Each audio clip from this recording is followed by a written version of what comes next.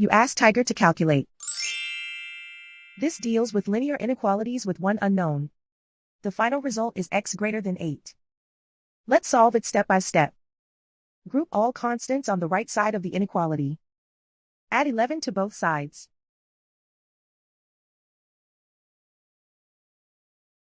Simplify the arithmetic.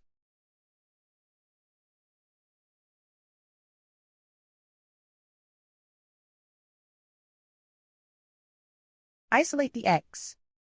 Divide both sides by 3.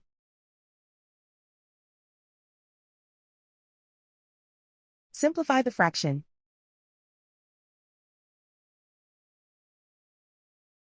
Find the greatest common factor of the numerator and denominator.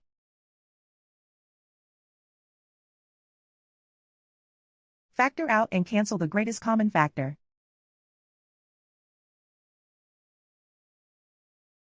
Plot the solution on a coordinate grid.